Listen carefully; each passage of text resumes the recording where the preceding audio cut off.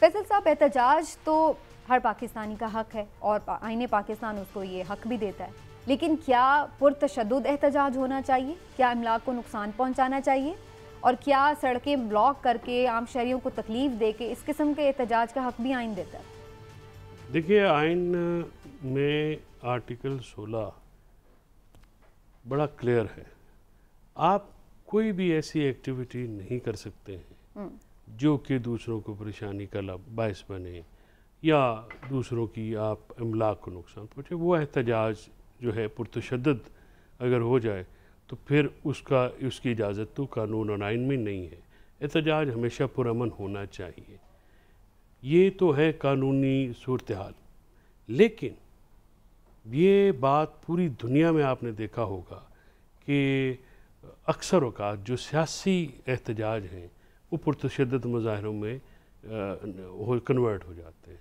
उसकी वजह ये होती है कि अगर हम देखें कि बसा औक़ात उनकी जो वजह होती है वो इतनी सीरियस होती है। अगर आप परसों का ही वाक़या ले लें तो कोई भी सियासी कारकुन जो है अपने लीडर के ऊपर गोली चलने जैसे संगीन वाक़े के ऊपर उसका जो है गुस्से में आना जो है वो एक अमर बिल्कुल होता है। देखिए, स्ट्रिक्टो सेंसो कोई जो इंसानी जज्बात है, इंसानी एक जो तबीयत होती है उसको आप इग्नोर तो नहीं कर सकते। सडन प्रोवोकेशन जो है वो इवन कत्ल जैसे मामले में उसको एक बड़ा अहमियत दी जाती है कि अगर फॉर एग्जांपल किसी कत्ल हो गया, लीडरशिप की तो जिम्मेदारी है ना कि वो लोगों को एक इस तरह का मुनज़्ज़म एहतजाज करवाएं, पुरअमन एहतजाज करवाएं, ना कि वो इस तरह से हो कि वो अपने लोगों को काबू में ही ना रख सकें और वो तोड़ फोड़ करें। नहीं, ये देखिए आप, ये उनकी लीडरशिप की पीटीआई स्पेसिफिक बात तो नहीं होनी चाहिए। मैं उनके पॉइंट ऑफ व्यू से बात करें ना, जो एहतजाज उनका हो। मैं अब ये बताऊं कि आप तो एक कॉन्टेक्स्ट में बात करें ना परसों की। जनरली क्या यहाँ पे जब अपना मॉडल का वाक़या नहीं हुआ उस वक्त कौन हुकूमत में था? PML नवाज थी। ये टीचरों के ऊपर सिंध में आए रोज़ क्या होता है, डंडे डोली उनकी की जाती है कि नहीं की जाती। बात ये होती है कि ये एक पॉलिटिकल पार्टी का कल्चर नहीं है, ये हर पॉलिटिकल पार्टी इसमें ये कभी ना कभी मुलव्वस रही है। लिहाजा ये अक्रॉस द बोर्ड है कि पुरतशद्दुद मुजाहरे जो है हो जाते हैं। ये फिक्री अमल है कि, और खास तौर पे अगर जिस तरह से वाकया हुआ है उसके बाद मसलन हमारे यहाँ पे तो सरकारी मुलाजमीन है, अभी आप चेयरिंग क्रॉस पे चले जाए, सारा दिन चेयरिंग क्रॉस जो है वो बंद रहता है। ये बार वो उसमें आम लोग जो हैं और बल्कि आपको याद हो कि एक दौर में मॉल रोड के ऊपर एहतजाज पे पाबंदी इस वजह से लग गई, इसी वजह से लगी थी। और ये एहतजाज जो है लेकिन इमरान साहब एक चीज बड़ी हैरानकुन है कि बंदे PTI के उठ रहे हैं, बेलिबास वो बेचारे हो रहे हैं, फेंटियाँ उन्हें लग रही हैं, गोलियाँ उन्हें लग रही हैं और कार्रवाइयाँ भी उन्हीं के खिलाफ हो रही हैं। तो ये हुकूमत ने आज भी जो फैसला किया बजाय इसके कि उनको एक कंसर्न्स को एड्रेस करें, उल्टा ये फैसला कर लिया कि उन्हीं के खिलाफ कार्रवाई करें। बिस्मिल्लाहिर्रहमानिर्रहीम। समीना, वैसे बताएं कौन सी कार्रवाई? अभी वो कह रहे हैं ना कि जी जलाओ घिराओ के ऊपर अलग मुकदमे बनेंगे और जो अफवाज पाकिस्तान के ऊपर हवाले से जो बातचीत है उसके अलावा कानूनी कार्रवाई हुई। लेकिन गुजारिश ये, आइन और कानून हर शख्स को, हर पाकिस्तानी को पुरअमन एहतजाज की इजाज़त देता है, लेकिन आइन और कानून इस बात की इजाज़त नहीं देता कि आप इस ताल में आके किसी की इमलाक जला दें, किसी की गाड़ी तोड़ दें, किसी की मोटरसाइकिल जला दें या किसी तरह से भी कानून को अपने हाथ में लें।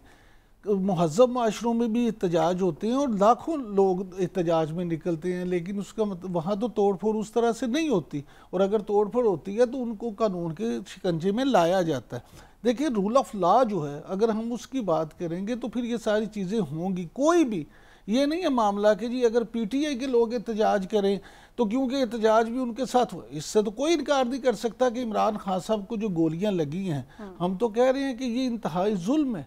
किसी भी शख्स पे इस तरह का हमला नहीं होना चाहिए। और फिर इमरान खान साहब तो एक मकबूल लीडर हैं, वो तो एक बड़ी सियासी जमात के रहनुमा हैं, वो साबिक वज़ीर आज़म और सबसे बढ़ के वो इस कौम के हीरो हैं, और आज से नहीं, पिछले 30-40 साल से इस कौम के हीरो हैं। इसलिए उनको तो बिल्कुल ही गोली नहीं लगनी चाहिए। लेकिन मैं ये समझता हूँ कि उनके साथ ड्यूटी करने वाले गार्ड को भी गोली नहीं लगनी चाहिए। दोनों इंसान हैं, अगर किसी को भी गोली लगती है तो ये बुरी बात है, नाकाबिले बर्दाश्त बात है। लेकिन उसका मतलब ये नहीं कि अगर उनको गोली लगी है तो फिर आप सारी दुनिया को तंग करना शुरू कर दें, गवर्नर हाउस पे आग लगाना शुरू कर दें और चीज़ें करें। ये कोई अच्छी बात नहीं है। ये कानूनी कार्रवाई अगर हुकूमत करती है या कानून नाफिज करने वाले इदारे करते हैं, मुझे आप बताएं पंजाब में लेकिन इमरान साहब फिर इसका मतलब तो ये हो गया कि कानून नाफिज करने वाले इदारों को क्या ये हक हासिल है कि वो कानून के साथ जो मर्जी कर लें? बहुत सारे केसेस हमने ऐसे देखे हैं, बगैर अरेस्ट वारंट चले गए, पकड़ के ले लिया, किधर ले गए, अदालतों में पेश नहीं हुआ, गायब कर दिए। वो जो मर्जी कर लें कानून हाथ में लेके, उसको मोम की गुड़िया बना लें, लेकिन आम बंदा प्रोटेस्ट करे तो वो एक टायर ना जलाए सड़क नहीं समीना, बड़ी अच्छी बात आपने की, बड़ा अच्छा सवाल है। देखें, कानून नाफिज करने वाले इदारे जो ना, मैं जिस रूल ऑफ लॉ की बात कर रहा हूँ, रूल ऑफ लॉ हमारे साथ तो माहिर कानून खुद बैठे हैं, सुप्रीम कोर्ट के वकील हैं और कानून को बड़े अच्छे अंदाज में समझते हैं। रूल ऑफ लॉ तो ये इजाज़त नहीं देता।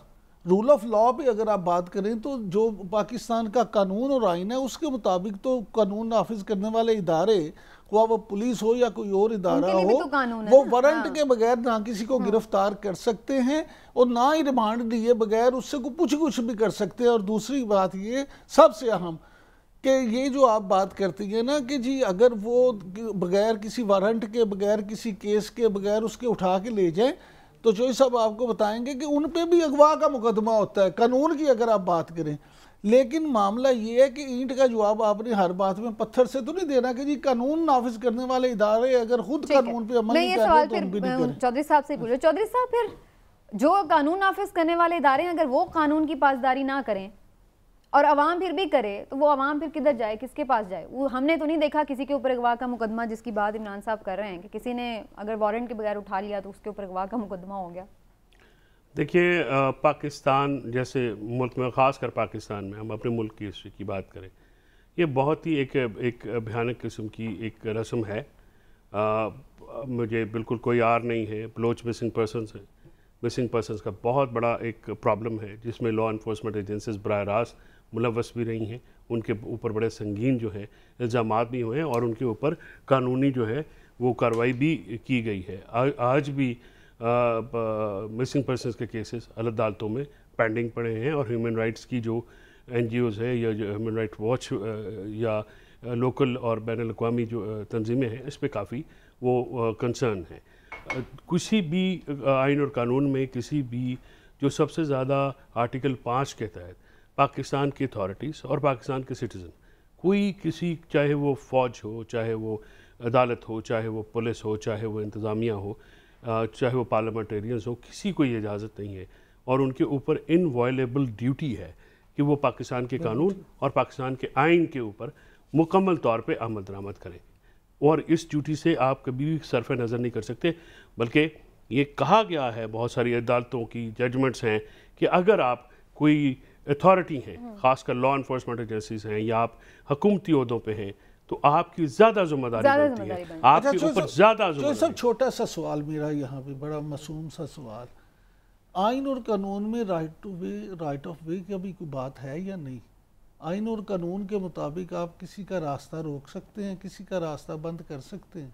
आइन और कानून इसमें क्या कहते हैं? नहीं, देखिए, जहाँ तक तो एहतजाज के तनाज़ुर में बात है, मैं पहले भी मैंने ये कहा है कि पुरतशद्दुद मुजाहिरों की या एहतजाज की कोई गुंजाइश नहीं है।